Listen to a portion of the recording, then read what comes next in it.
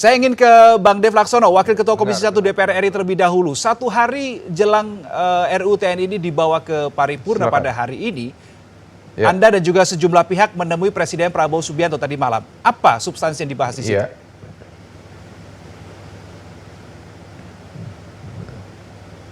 Ya, kita menyampaikan ke Presiden bahwa kita sudah menyelesaikan sejumlah DIM, kita sudah membahas, sudah sesuaikan dengan kondisi terkini, dan terus juga kita terus menjaga bahwa isi konten substansi akan undang-undang ini sesuai dengan pertumbuhan dan perkembangan demokrasi Indonesia, dan juga mempersiapkan TNI menghadapi segala macam ancaman-ancaman serangan yang terus berubah.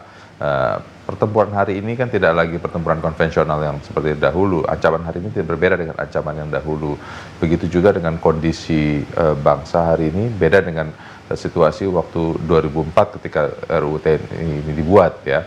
Nah, ancaman-ancaman, terus juga perkembangan zaman, tren terkini, itu kita sesuaikan di dalam undang-undang yang kita ciptakan untuk TNI hari ini. Oke, mungkin ada bocoran Bang Dev apa yang disampaikan oleh Pak Presiden Prabowo Subianto ketika tadi malam ada pertemuan dengan anggota DPR, termasuk Anda di sana, di dalamnya?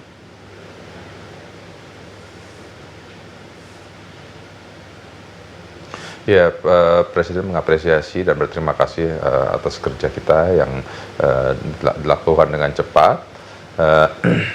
Mengingatkan memang ini adalah suatu kebutuhan negara, karena seperti usia, perpanjangan usia, Presiden mengatakan setiap tahun harus ada pergantian panglima, pergantian kepala pimpinan, kepala staf. Ini sepertinya menghambat kerja pemerintah, karena ketika baru menjabat hanya setahun belum sempat berbuat banyak, sudah harus diganti karena perkara usia. Itu satu.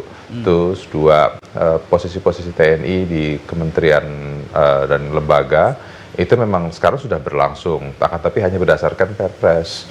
Nah, dengan adanya undang-undang ini mengokohkan posisi supremasi sipil di dalam pemerintahan. Kenapa? Karena mereka bertugas sesuai dengan undang-undang dan terbatas posisi mereka itu, otoritas mereka itu untuk melaksanakan tugas pengamanan negara, untuk menjaga kedaulatan negara.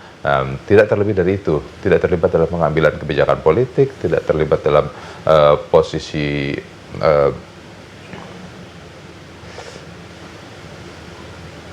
untuk membuat keputusan-keputusan publik lainnya. Jadi hanya benar-benar terbatas untuk pengamanan negara.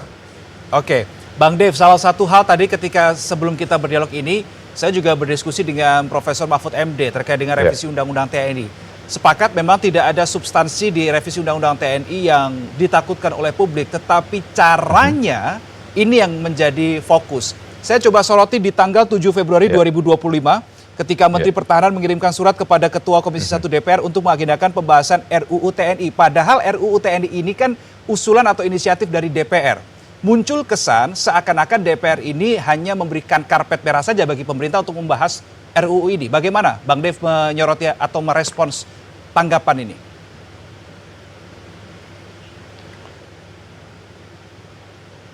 Semua prosedur yang telah dilakukan untuk menyelesaikan undang-undang TNI ini sesuai dengan aturan undang-undang di dalam undang-undang perundang-undangan, dan juga yang hasil keputusan MK.